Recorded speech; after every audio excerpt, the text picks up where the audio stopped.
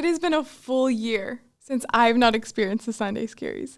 Do you realize how good it feels to say that out loud? I've spent the past 6 years trying to fight off the Sunday Scaries and be able to wake up in the morning and just absolutely love what I do. It has been a journey and a half. And sometimes I forget that the reason why you're probably clicking on this episode is because you have some sort of the Sunday Scaries and you're lost and you're trying to figure out what is your dream career, what is your dream life. Well, I'm here to tell you that this is a very, very, very solvable problem. Whether you're, in the middle of your career and you feel like you can't pivot and try something completely new because you'd have to start from scratch, or you're about to graduate college and you just majored in something and that's not at all the job you want, or you're really passionate about your major, but then you realize that the jobs don't actually pay well and it's not going to help you create the life you want to live. Well, I'm here to tell you it's just not that serious. It's just not that deep. The system is structured in a way to force you to think you have to make these decisions that you can never change. In fact, the way that we grow and get closer to actually becoming the best versions of ourselves is being open to exploring and trying new things. And I know it's not going to be simple. This is not like one of those hacks or shortcut videos. I'm not here to tell you that you can lock yourself up in a room and journal for an hour and you can find the secret to your life. What I am here to tell you is give you practical, actionable tips and tricks to get that much closer to building your dream career. But not just telling you how to find out what that is, but actually how do you achieve it? How do you practically ensure that you not just know what your dream career is, but you actually get it done? Here's the truth. I had the dream lazy girl job when I graduated college. 2 to 3 hour work days. I was leading a team, so I had a ton of creativity and autonomy. I was getting paid 6 figures. I was working in big tech as this prestigious associate product manager. So I would get so much clout and I was getting so much special treatment because of it. And I even loved my coworkers. They were so fun. I loved hanging out with them. Some of them became my best friends. And I got the big tech perks of free food, and I had the budget where I could take my team out to as many trips and activities as I wanted, and I could truly, truly live that dream life. But I was miserable because the lazy girl dream job that they sell you on social media is a lie. Because guess what? I don't really care that much at B2B infrastructure, software, SaaS products. This is to get that shiny 6-figure salary in tech. You gotta be passionate and like thinking about that stuff every day. The way these companies are designed, they're designed that the company cannot fail with one specific person. Because imagine if you had to take leave, you got sick, you got another job, you had a baby, whatever, you had to take time off. And imagine you were so valuable to the company that the company just completely shuts down and all of a sudden the billions of dollars of revenue that was making, they're not making anymore. So they can't design that system where it's too reliant on you. It would simply be a badly designed company. It would never actually be successful. And so imagine if it's designed that you're not supposed to be valuable and that if you leave, the company doesn't change. You're not valuable. That's the reality. And if I were to leave this company and the company would continue to exist and continue to be just as profitable and successful, then really what was my purpose there? And how was I truly contributing to society? And I didn't spend 25 years going to the top school, working and studying overtime, following my obsessions, following my curiosities, only to find out that I was going to graduate from college, start my life as an adult, literally having no purpose and no value. That is a depressing thought, I will tell you. I'm not sitting here and complaining that I didn't like the money, but I am saying that it was not enough for me. I wanted more. I wanted to like what I was doing, and I wanted to be passionate about it, and I wanted to actually have value to the world. So here's the first step to figuring it out. You want to try Odyssey Planning. And the reason why I really like Odyssey Planning is because a lot of times people will say, oh, the way that you actually get autonomy in your life is you become an entrepreneur and you start your own company. You work for a job and you just have to accept that your 9 to 5 sucks and you live your life outside of your 5 to 9. And personally, I just don't subscribe to that. I think that the dream job actually exists across impact, interest, and income. It exists across this trifecta, and only you know the answer of that. For me, that's sitting behind this camera, talking to you, building my business, being a solopreneur. But for you, it might be something else. And so you really need to sit down and do this exercise. So what I want you to do is I want you to imagine 3 alternate realities of what your career could look like. And I want you to not just think about what the job is, but what does the lifestyle look like? What kind of food do you eat? Where do you go every day? What city do you live in? Who are your friends? What do you do from 9 to 5? What do you do from 5 to 9? Maybe you don't have a traditional 9 to 5 job. Whatever that is, I want you to really think about and imagine what that is and pick the 3 that sound most exciting to you. We also live in this internet native world where social media is at the forefront and people every single day are excited to share their lives on the internet and share more about what it's really like doing the job that they have or having the company that they have. And that is why it's really important to do Odyssey planning, because what you do is you find a place to start. This guides you to tell you, where do I even begin?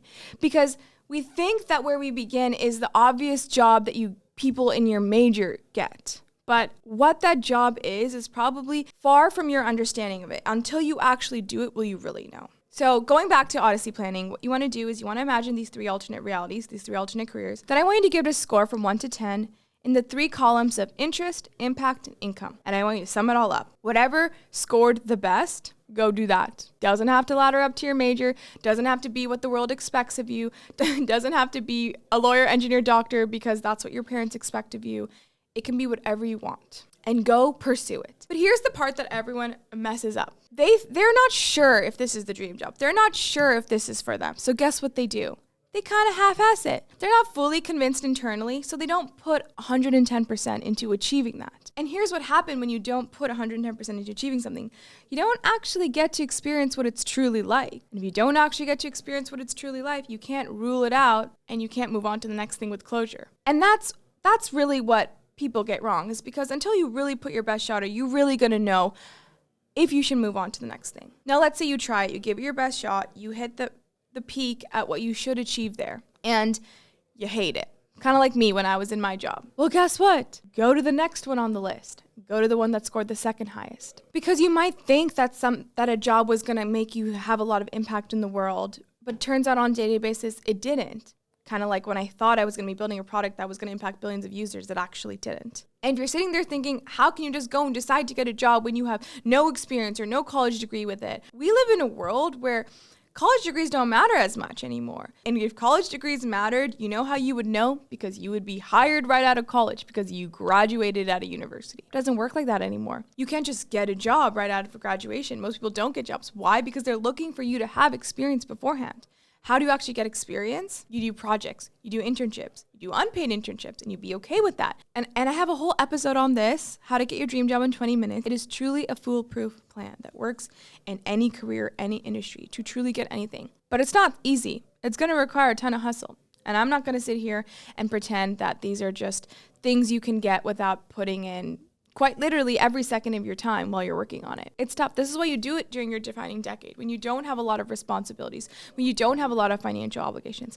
That is what your 20s are for. Your 20s are meant to explore and discover and figure out what your purpose is, how you want to contribute to society, where you make your biggest impact, what your superpower is, what you're most excited about. This is not something you're supposed to figure out in college, in high school, through your college major. You're not supposed to get it right at your first job. It takes a second job and a third job and a fourth job, and then maybe you finally get on your 5th job. For me, I started out as a software engineer in big tech. I didn't want to do that. I figured out that pretty quick. But then I was like, okay, but I like big tech. So then I moved into being a product manager. And I was like, okay, I don't want to code all day. I want to be like more talkative and talk with people and like lead teams. So that seems good for me. So I did that. And again, to get these things, these are hard things to get. I gave my whole soul into getting it.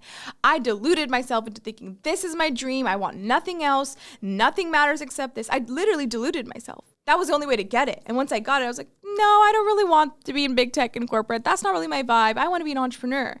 But I like tech. I have now had corporate jobs and I've built tech companies and I've fundraised and I understand marketing and I have an audience. I have a lot of skills that make me super hireable if I wanted to go get a job today. And I would argue probably this set of skills makes me very unique. There's probably very little other people out there in the world who have the same set of skills that I have. That can be true for you if you have this open-mindedness and willingness to explore and discover and iterate to find your dream career. You're not wasting your time. First of all, I hope you're making money through it. Like you're doing all these jobs and you're acquiring money in all these different places. But more than that, more importantly, you're building your skills. You're creating a foundation where you have this very unique set of skills that can make you hireable in ways that other people can never be, in ways that makes you uncompetable. But the thing is, you can't just like dabble in something for a month and call that a skill. That is why I continue to hyperfixate and emphasize that you have to give it 110% when you do it so that it becomes a legitimate skill you can add,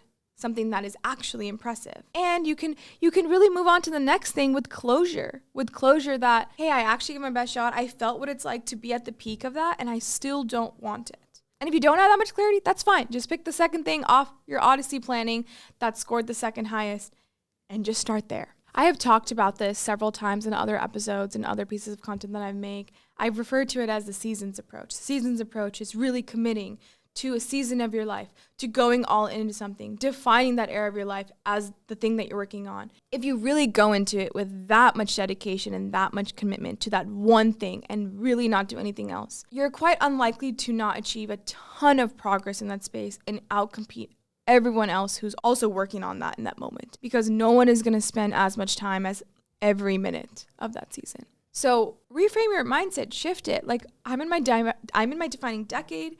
I have an entire decade to explore so many things. I get to do so much with that, and that's really freaking cool that you even have the privilege to explore yourself. If you're watching this video, you must be privileged. It is a privilege to push yourself, to ask yourself, hey, maybe I can do a little bit more with my career. Maybe it's not just about having one just for the sake of it, but maybe I can actually love it and make money from it and make a lot of money from it.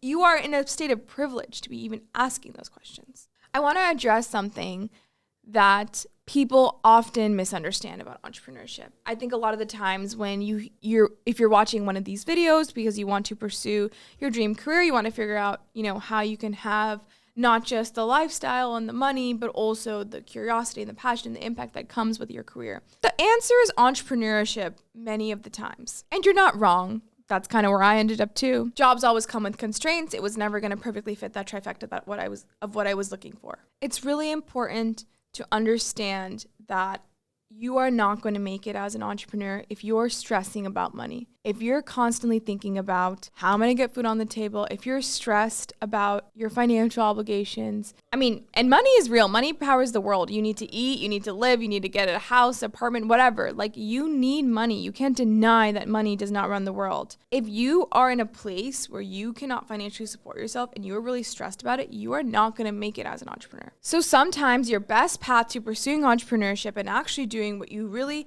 have dreamt of doing your entire life is actually doing the shitty thing first of getting the job that you don't want, that you're not passionate about, to fund the lifestyle that provides you the space and time to actually make it as an entrepreneur. Because it takes several years for even the best entrepreneurs in the world to figure it out. Most of the greatest entrepreneurs of the biggest tech companies in the world, Airbnb to Uber to, let's not even talk about tech. Let's even talk about like Call Her Daddy, which is a media company. Minimum time to success, 5 years. And if you want a smaller business, you can maybe cut that to 2 to 3 years. But years of not making money, of struggling, and then being stressed on top of it, it's not going to work. You're never going to get to the finish line. So maybe the reality is actually your best path and your best step towards entrepreneurship is doing the thing that society is willing to pay you for, that maybe isn't your first choice, maybe it's not your second choice, maybe it's not even your fifth choice, but it's actually going to fund you and give you the runway to give entrepreneurship a real shot and then actually making it. And in a few years before you know it, you're actually living your dream life because you're willing to take that sacrifice. Consider that.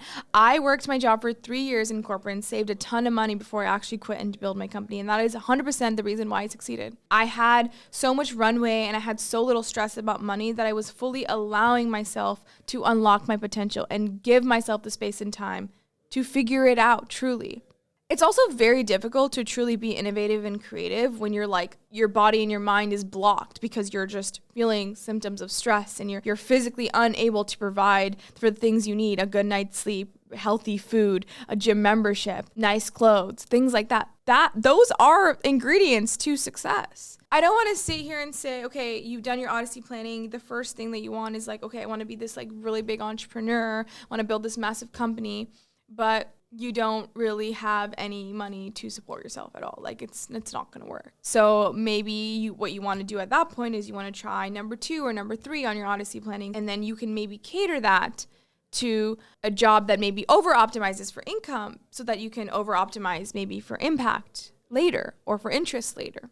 The last thing I want to say is If there's anything you take away from my video, let it be what I'm about to say. The most foolproof thing you could ever do on this journey of building your dream career is following your obsession. There is nothing more powerful and effortless than pursuing something that you are deeply and intrinsically motivated by and excited about. Your subconscious is going to be operating and problem solving and working towards that obsession. And you will be basically pursuing it 100% of the time, even when you're resting, even when you're hanging out with your friends. Because if you're truly obsessed with something, your subconscious is working.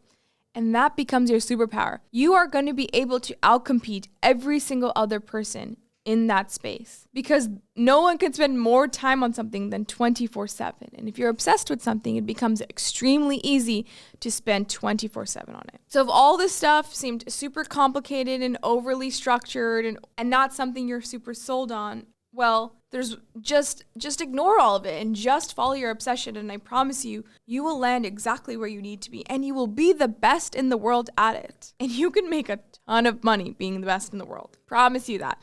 You could literally be obsessed with like planting trees. I don't know. It could be literally anything.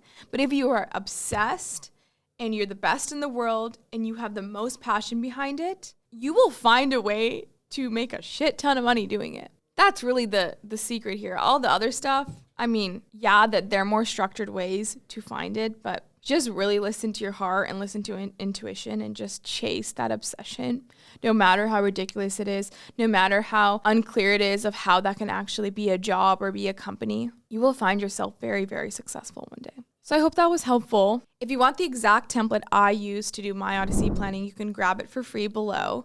If any of this resonated with you, please comment below. I would love to hear what you think. And if you have any questions or follow-ups on stuff that didn't make so much sense or how you can actually activate it in your life, I respond to all my Instagram DMs. Find me there. I will definitely get back to you. I cannot wait for you guys all to figure out what your dream career is. I can tell you it's one of the most rewarding things you could ever feel in your life, to actually get paid for doing what you love. It makes your life a lot more fun, I'll tell you that. We work for 80% of our lives after we graduate college. You don't want that to suck. Your entire life will basically suck. Most of your life will suck. It's kind of a big deal. So even though at the beginning I was like, it's not that deep, it's not that serious, it's almost the act of being unserious about it that helps you get the answer to possibly one of the most serious decisions of your life. And I wish you all the best of luck in that.